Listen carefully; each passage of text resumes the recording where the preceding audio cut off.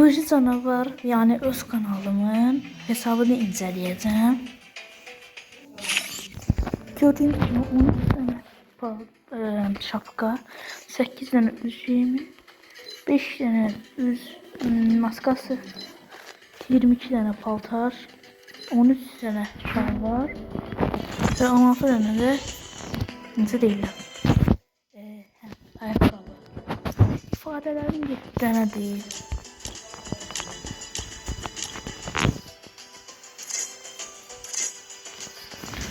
Burada bir tane bu var. Burada çantanın bölüm kutusu. Sonra paraşütüm. Yere düşerken asıldığımız kaykay. Bize daha bir mantısı. Bayağı gününe ait de mahnı var. Geçen mahnıdır. Araçlara geçecek. Araçlarda iki tane şey var. Motosikletin şey. Deseni var. 3 tane büyük maşın deseni var. Esker maşın deseni var. Deseni var. Bu üst deseni hayır yoktur. Profil şekilleri.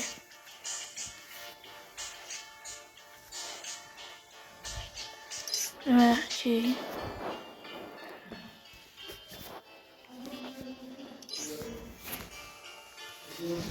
Ve diğerleri. Bundan var. Bundan.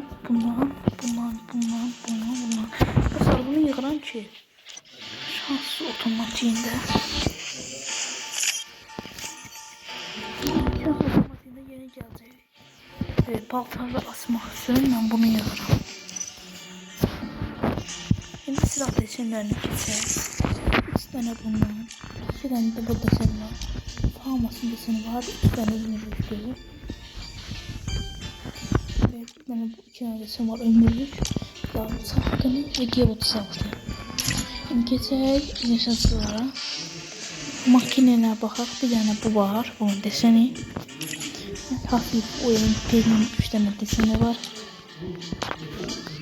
Bu MP5'ten bu burada bu. Şimdi en geçenki budur. P90'da 2 tane ömürlük diyor. Bir de bu.